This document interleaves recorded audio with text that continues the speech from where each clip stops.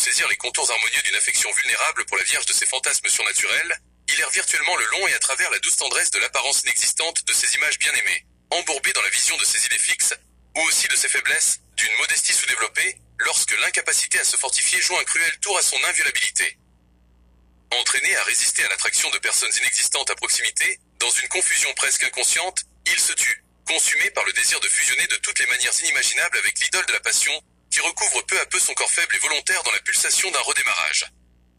Pour ne pas hurler, il se contenta d'afficher une expression grave.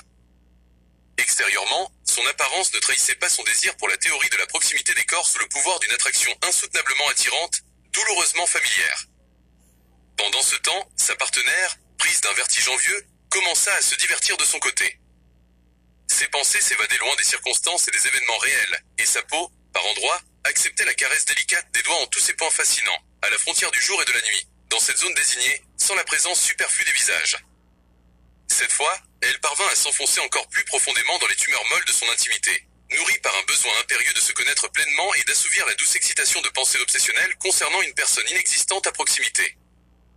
La prédiction l'emporta, car cette lutte acharnée dura un certain temps avant de s'achever brutalement. Mais l'image ne disparut pas de son esprit. De temps à autre, une image troublante la touchait d'une tendresse obsessionnelle venue d'en bas, là où les sensations se concrétisent par les plus charmantes effusions de tout le corps. Ainsi, toute cette fantaisie entraînait de force son cerveau dans des relations imaginaires, bien que la personne dont elle imaginait le visage ne se doutât de rien dans cette scène extravagante d'autosatisfaction. Il ne se distinguait pas par une plus grande modestie, ni par une retenue prématurée et prolongée, car il était pleinement satisfait de la même manière. C'est-à-dire, sans elle dans l'intimité même. Tout le satisfaisait jusqu'à l'éjaculation, moment habituel après lequel il ressentait instinctivement une perte de force et d'énergie. Il n'en aurait plus assez pour des ébats à plusieurs.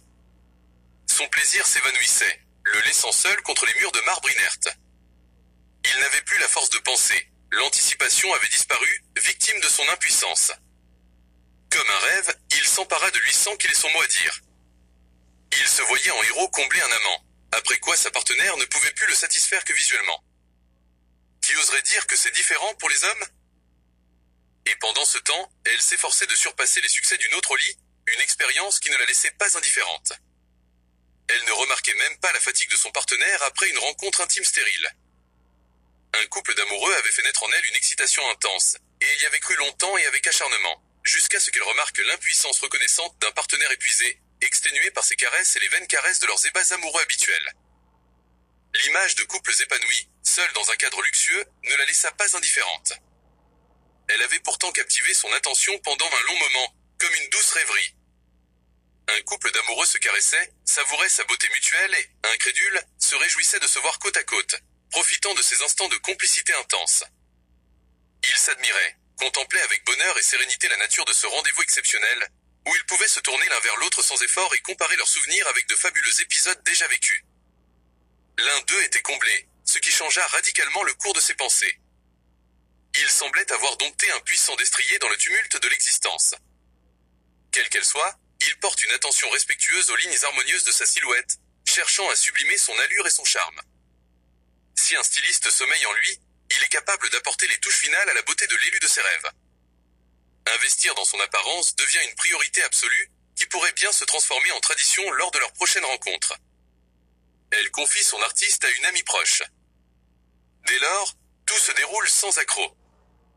Des sentiments intenses l'envahissent, elle et son bien-aimé se réfugient dans un lieu de villégiature, perdus dans leurs rêves, leurs réflexions, devant un film difficile de se dire adieu, pas prêt à divorcer. Ils courent, s'étreignent, se câlinent dans un désert, devant un décor somptueux de rideaux de soie du sol au plafond. Puis ils se retrouvent, comme si tout avait basculé, et au loin, les souvenirs les entraînent, les cœurs et les âmes, où ils peuvent s'unir encore et encore pour oublier les soucis du quotidien. C'est ainsi que cela se passait autrefois en Chine ou au Japon. Des amants étaient découverts et renvoyés. Avec la chaleur de son âme, elle tend la main pour enlacer son bel homme, son scientifique à l'imagination débordante, son docteur en sciences ou son charmant jeune homme, car il subsiste entre eux une histoire inachevée, un roman à deux où les timbres sont superflus, car son portefeuille est déchiré et ses poches vides.